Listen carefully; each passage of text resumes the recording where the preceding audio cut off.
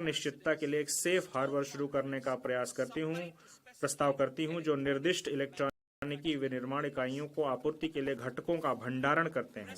वर्तमान में टन भार कर स्कीम केवल समुद्र में जाने वाले जहाजों के लिए उपलब्ध है।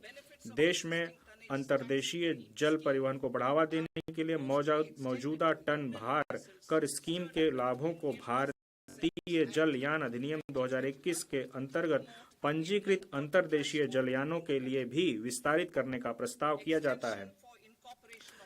हम भारतीय स्टार्टअप को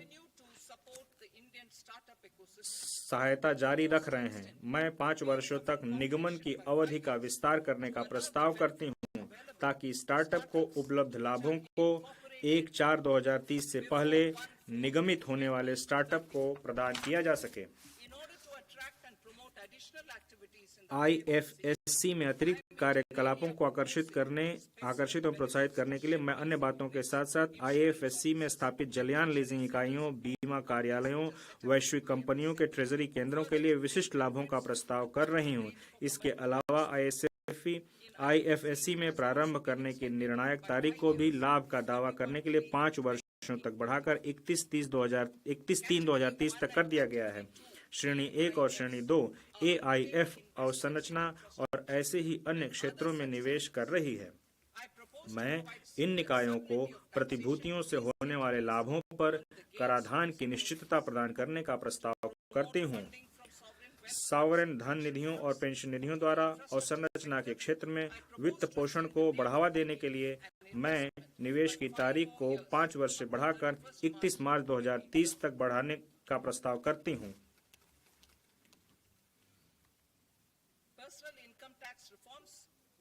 मध्य वर्ग पर विशेष ध्यान देते हुए वैयक्तिक आयकर सुधार। विकसित भारत की ओर हमारी यात्रा में लोकतंत्र, जननांगिकी और मांग हमारे मुख्य सहायक स्तंभ हैं। मध्य वर्ग भारत के विकास के लिए शक्ति प्रदान करता है। प्रधानमंत्री मोदी जी के नेतृत्व में सरकार ने राष्ट्र निर्माण में मध्य वर्ग की सराहनीय ऊर्जा और क्षमता में हमेशा विश्वास जताया है।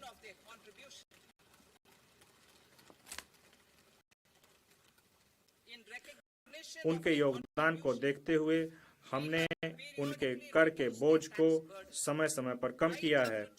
2014 के बाद तुरंत शून्य कर स्लैब को बढ़ाकर 2.5 लाख कर दिया गया था, जिसे 2019 में बढ़ाकर 5 लाख कर दिया गया, 2023 में 7 लाख कर दिया गया।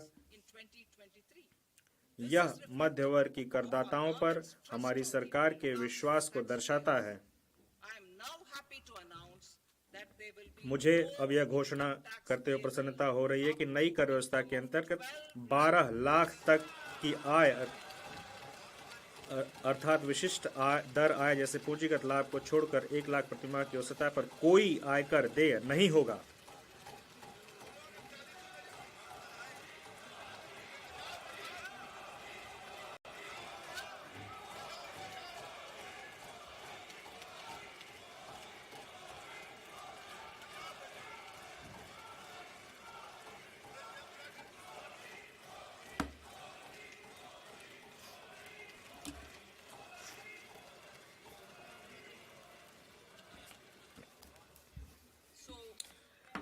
अतः 1 लाख अर्थात विशिष्ट आय दर जैसे पूंजीगत लाभ को छोड़कर नए व्यवस्था में यह जो लिमिट है वो 12.75 लाख की होगी वेतनभोगी करदाताओं के लिए, जो कि वर्तमान में 75,000 की मानक कटौती के कारण है। सभी करदाताओं को लाभान्वित करने के लिए सभी श्रेणियों में कर लैब और दरों में परिवर्तन किए जा रहे हैं। यह नई संरचना मध्य वर्ग के करों को काफी कम करेगी और घरेलू उपभोग, बचत और निवेश को बढ़ावा देने के लिए उनके पास अधिक धनराशि उपलब्ध होगी। मैं नई कर व्यवस्था में निम्नानुसार कर दर संरचना को संशोधित करने का प्रस्ताव करती हूँ। 0 से 4 लाख रुपए 0, 4 से 8 लाख रुपए 5%,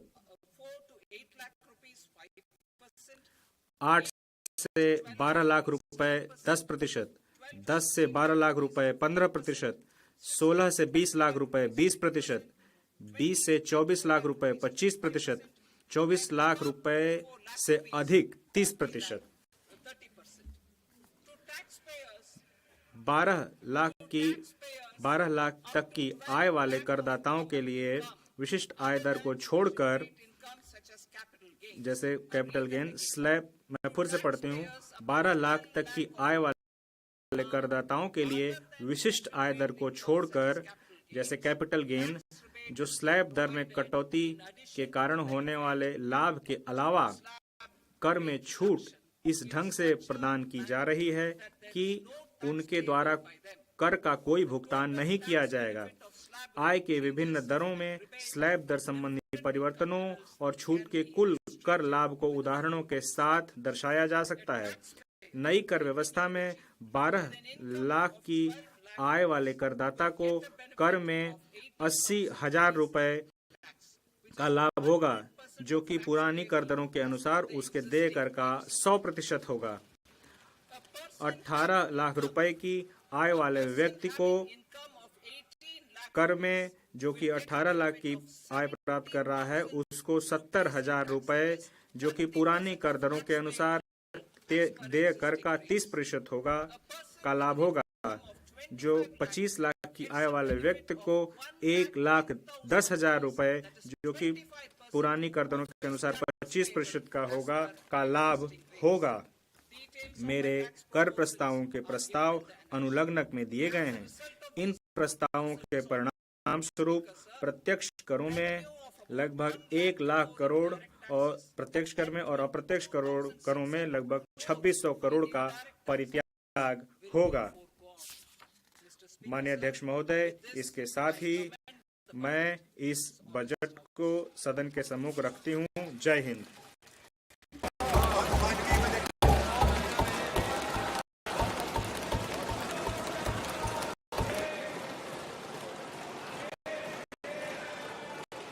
item number 2, Shrimati Nirmala Sitharaman. Sir, आपकी अनुमति से मैं निम्नलिखित सदन बजट के सत्र हाउस के पदन पर रखती हूँ। बजट प्रबंधन अधिनियम 2030 का फिस्कल पॉलिसी स्ट्रेटजी स्टेटमेंट और macro economic framework statement. Item number 3, Sitharaman ji महोदय, मैं आपकी अनुमति से मैं यह प्रस्ताव करती हूँ कि वित्त विधेयक 2025 को सदन के सम्मुख लाया जाए, पुनर्स्थापित करने की अनुमति प्रदान की जाए। जो सदस्य इसके पक्ष में हाँ गए, जो सदस्य विरोध में ना गए। मेरे विचार में निर्णय हाँ वालों के पक्ष में हुआ। हाँ वालों के पक्ष में अनुमति प्रदान की जाती है। माननीय मंत्री जी, अब विधेयक को पुनर्स्थापित करें। मैं विधेयक पुनर्स्थापित करती हूँ। सभा की कार्रवाई सोमवार दिनांक 3 फरवरी 2025 को प्राप्त 11 बजे तक के लिए स्थगित की जाती है।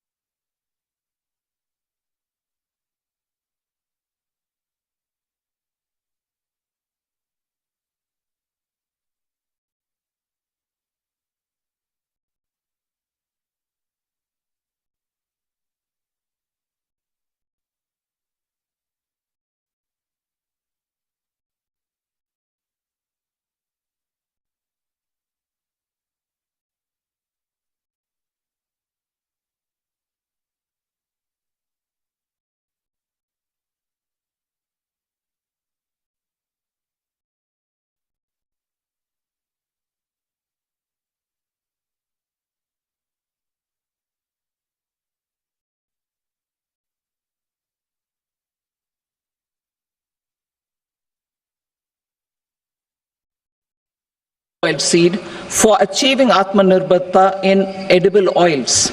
Our farmers have the capability to grow enough for our needs and more. 10 years ago, we made concerted efforts and succeeded in achieving near self-sufficiency in pulses. Farmers responded to the need by increasing the cultivated area by 50%, and government arranged for procurement and remunerative prices. Since then, with rising incomes and better affordability, our consumption of pulses has increased significantly. Our government will now launch a 6-year mission for Atmanirbharta in pulses with a special focus on Tuar, Urad and Masoor. Details are in Annexure B. Central agencies such as NAFED and NCCF will be ready to procure these 3 pulses as much as offered during the next 4 years from farmers who register with these agencies and enter into agreements. Comprehensive program for vegetables and fruits. It is encouraging that our people are increasingly becoming aware of their nutritional needs. It is a sign of a society becoming healthier. With rising income levels, the consumption of vegetables, fruits, and Shri Anna is increasing significantly. A comprehensive program to promote production, efficient supplies, processing, and remunerative prices for farmers will be launched in partnership with the states. Appropriate institutional mechanisms for implementation and participation of farmer producer organizations and cooperatives will be set up.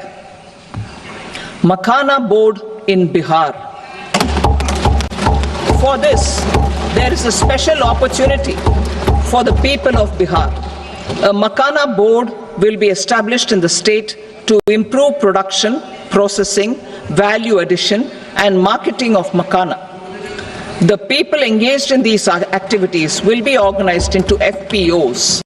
The board will provide hand-holding and training support to Makhana farmers and will also work to ensure they receive the benefits of all relevant government schemes. A national mission on high-yielding seeds will be launched, aimed at 1. Strengthening research ecosystem, 2. Targeted development and propagation of seeds with high yield, pest resistance, and climate resilience, and 3. Commercial availability of more than 100 seed varieties released since July 2024. India ranks second largest globally in fish production and aquaculture. Seafood exports are valued at 60,000 crore rupees. To unlock the untapped potential of the marine sector, our government will bring in an enabling framework for sustainable harnessing of fisheries from Indian Exclusive Economic Zone and high seas, with a special focus on the Andaman and Nicobar and Lakshadweep Islands.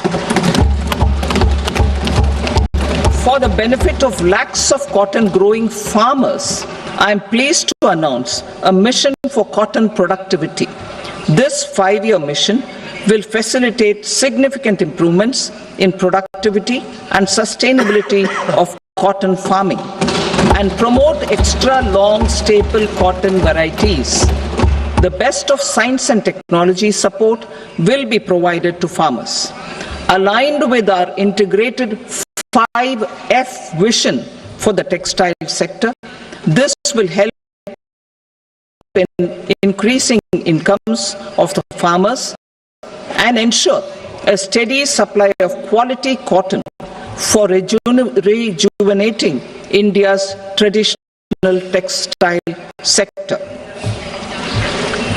Kisan credit cards facilitate short-term loans for 7.7 crore farmers, fishermen, and dairy farmers. The loan limit under modified interest subvention scheme will be enhanced from 3 lakh rupees to 5 lakh rupees for loans taken through the KCC. For Atmanirbharta in urea production, our government had reopened 3 dormant urea plants in the eastern region. To further augment urea supply, a plant with annual capacity of 12.7 lakh metric tons will be set up at Namrup in Assam.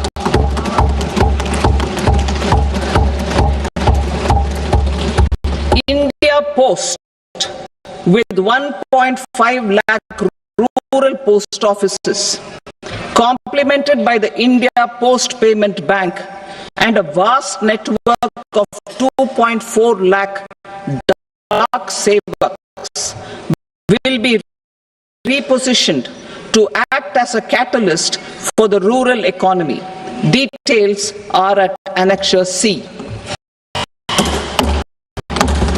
India Post will also be transformed as a large public logistics organization. This will meet the rising needs of Vishwakarmas, new entrepreneurs, women, self-help groups, MSMEs, and the large business organizations. Our government will provide support to NCDC for its lending operations for the cooperative sector. MSMEs as the second engine.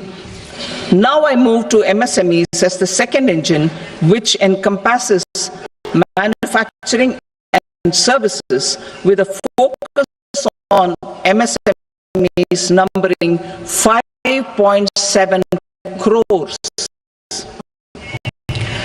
Currently, over 1 crore registered MSMEs, employing 7.5 crore people and generating 36% of our manufacturing, have come together to position India as a global manufacturing hub with their quality products. These MSMEs are responsible for 45% of our exports.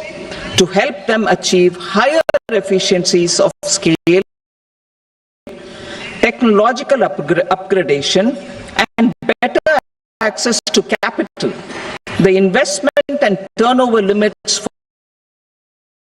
classification of all MSMEs will be enhanced to 2.5 and 2 times respectively. This will give them the confidence to grow and generate employment for our youth.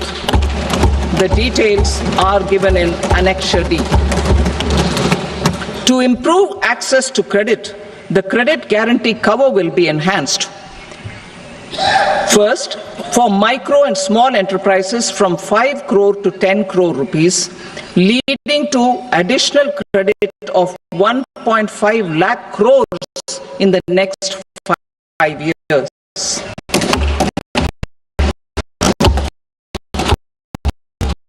Second,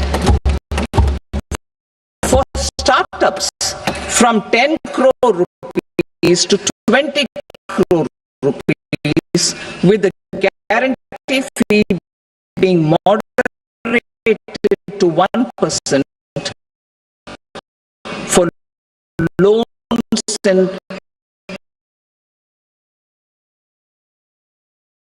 more than 8 crore children, 1 crore pregnant women and lactating mothers all over the country, and about 20 lakh adolescent girls in aspirational districts and the Northeast region. The cost norms for these nutritional support will be enhanced appropriately. Atal Tinkering Labs. 50,000 Atal Tinkering Labs will be set up in government schools in the next 5 years to cultivate the spirit of curiosity and innovation and foster a scientific temper among young minds. Broadband connectivity to government secondary schools and PHCs. Broadband connectivity will be provided to all government secondary schools and primary health centers in rural areas under the BharatNet project. Bharatiya Bhasha Pustak Scheme. We propose to implement a Bharatiya Bhasha Pustak scheme to provide digital form Indian language books for schools and for higher education. This aims to help students understand their subjects better and in their language. National Centers of Excellence for Skilling. Building on the initiative announced in the July 24 budget, 5 national centers of excellence for skilling will be set up with global expertise and partnerships to equip our youth with the skills required for Make for India, Make for the World manufacturing. The partnership will cover curriculum design, training of trainers, and a skills certification framework and periodic reviews. Expansion of capacity in IITs. Total number of students in 23 IITs has increased 100% from 65,000 to 1.35 lakh in the past 10 years.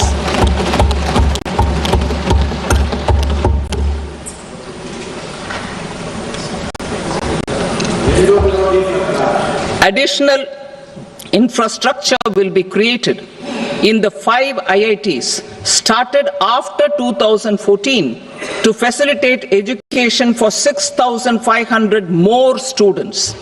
Hostel and other infrastructure capacity at IIT Patna will also be expanded.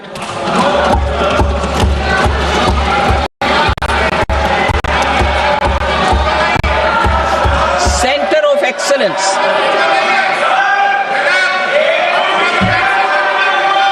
Center of Excellence in AI for Education. I had announced 3 centers of excellence in artificial intelligence for agriculture, health, and sustainable cities in 2023. Now a center of excellence in artificial intelligence for education will be set up with a total outlay of 500 crores. Expansion of medical education.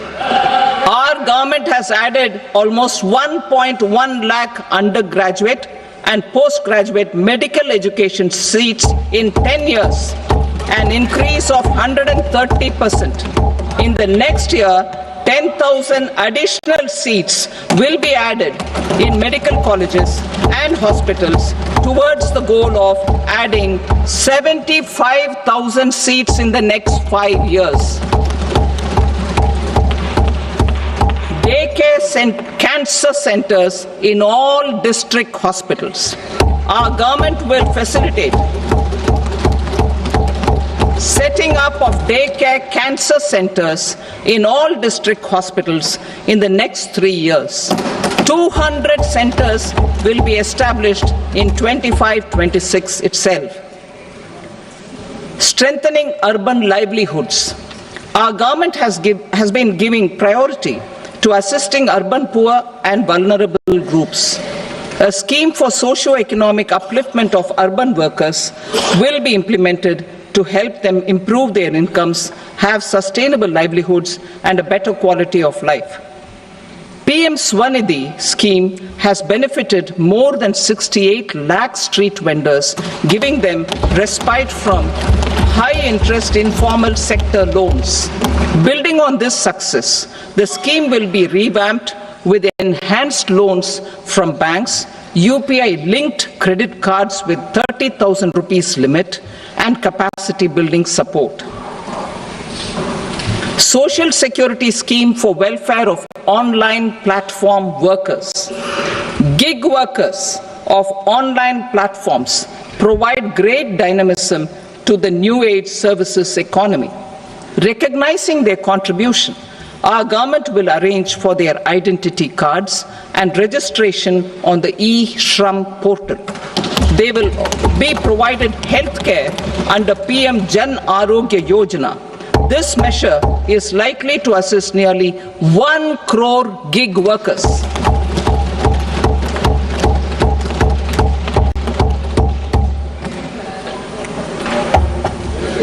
Investing in the economy. Public-private partnership in infrastructure. Each infrastructure-related ministry will come up with a 3-year pipeline of projects that can be implemented in PPP mode. States will also be encouraged to do so and can seek support from the India Infrastructure Project Development Fund, which is a scheme to prepare PPP proposals. Support to states for infrastructure. An outlay of 1.5 lakh crore is proposed for the 50-year interest-free loans to states for capital expenditure and incentives for reforms. Building on the success of the first asset monetization plan announced in 2021, the second plan for 2025 to 30 will be launched to plow back capital of 10 lakh crore in new projects. Regulatory and fiscal measures will be fine-tuned to support the plan. Jal Jeevan Mission. Since 2019, 15 crore households, representing 80% of India's rural population, have been provided access to portable tap water connections.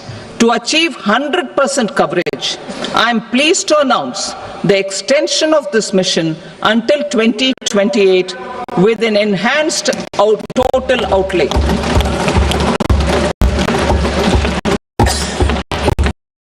The mission's focus will be on the quality of infrastructure and O&M of rural piped water supply schemes through Jan Bhagidari. A separate MOU or separate MOUs will be signed with the states and union territories to ensure sustainability and citizen-centric water services delivery. Urban sector reforms. Building on the July budget proposals, urban sector reforms related to governance, municipal services, urban land and planning will be incentivized. Urban Challenge Fund. The government will set up an urban challenge fund of 1 lakh crore rupees to implement the proposals for cities as growth hubs, creative redevelopment of cities, and for water and sanitation purposes announced in the July budget. This fund will finance up to 25% of the cost of bankable projects, with a stipulation that at least 50% of the cost is funded from bonds, bank loans and PPPs. An allocation of 10,000 crore is proposed in 2025-26. Power sector reforms. We will incentivize electricity distribution reforms and augmentation of intra-state transmission capacity by states. This will improve financial health and capacity of electricity companies. Additional borrowing of 0.5% of GSDP will be allowed to states contingent on these reforms. nuclear energy mission for Vikasit Bharat. Development of at least 100 gigawatt of nuclear energy by 2047 is essential for our energy transition efforts. For an active partnership with the private sector towards this goal, amendments to the Atomic Energy Act and the Civil Liability for Nuclear Damage Act